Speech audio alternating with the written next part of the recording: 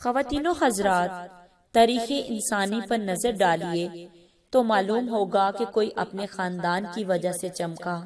کوئی پیشے کی وجہ سے تو کوئی سلطنت کی وجہ سے، لیکن میرے آقا حضرت محمد مصطفیٰ صلی اللہ علیہ وآلہ وسلم اپنی ذات کی وجہ سے چمکے۔ آپ صلی اللہ علیہ وآلہ وسلم بذات خود کیوں نہ چمکتے، کیونکہ آپ صلی اللہ علیہ وآلہ وسلم مجسم نور ہیں۔ اعجاز ذات مصطفیٰ یہ ہے کہ آپ صلی اللہ علیہ وآلہ وسلم کی ذات اقدس سے منسوب ہر شے چمک اٹھی، اور یہ سلسلہ بادستور جاری ساری ہے اور تا قیامت جاری رہے گا۔ حضور نبی کریم صلی اللہ علیہ وآلہ وسلم کی ولادت سے پہلے والد بزرگوار کا سایہ سر سے اٹھا لیا گیا، یوں آپ صلی اللہ علیہ وآلہ وسلم یتیم کی حیثیت سے دنیا میں تشریف لائے۔ ابھی نبوت کا سلسلہ شروع نہ ہوا تھا کہ تقریباً سارے قرابت دار اس دنیا سے رخصت ہو گئے، جو باقی بچے وہ خون کے پیاسے ہو گئے۔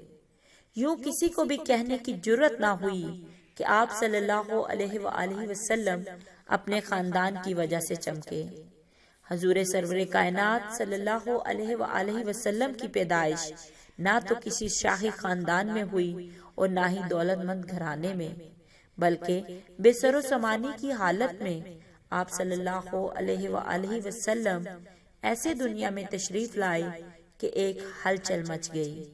یہی نہیں بلکہ یہ سلسلہ پیدائش سے پہلے شروع ہو گیا، اور ہر زبان سے تعریف و توصیف کے ساتھ اعلان جاری تھا کہ نبی آخر الزماں صلی اللہ علیہ وآلہ وسلم کا زمانہ قریب آ گیا ہے۔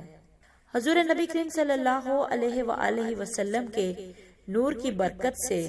والدین کریمین حضرت آمنہ رضی تعالیٰ عنہ، حضرت عبداللہ رضی تعالیٰ عنہ، حضرت عبد المطلب و ہاشم، حضرت حلیمہ سعدیہ رضی تعالیٰ عنہ تمام دنیا میں قیامت تک کے لیے مشہور ہو گئے۔ آپ صلی اللہ علیہ وآلہ وسلم کی اعجازات کی بدولت خاندان اور پرورش کرنے والے ہی نہ چمکے، بلکہ پورا عرب جگمگا اٹھا۔ وہ جگہ جہاں جہاں آپ صلی اللہ علیہ وآلہ وسلم کے قدم مبارک پہنچے، اہل دنیا کے لیے زیارت گاہ بن گئی۔ آپ صلی اللہ علیہ وآلہ وسلم کا ظہور اقدس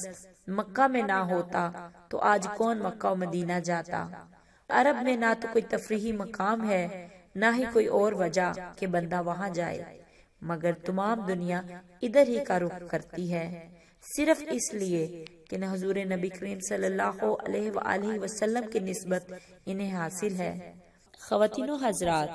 آپ صلی اللہ علیہ وآلہ وسلم حضرت ابراہیم خلیل اللہ کے چمن کا ایسا پھول ہے کہ اس کی مہک سے پوری دنیا معطر ہے۔ اس پھول میں بے پناہ کشش ہے کہ عاشقان مصطفیٰ صلی اللہ علیہ وآلہ وسلم ادھر ہی بھاگے جاتے ہیں۔ اللہ رب العزت سے دعا ہے کہ اللہ پاک ہمیں اور آپ کو بھی وہاں کی زیارت جلد سے جلد نصیب فرمائے، آمین یا رب اللہم صلی علی سیدنا و مولانا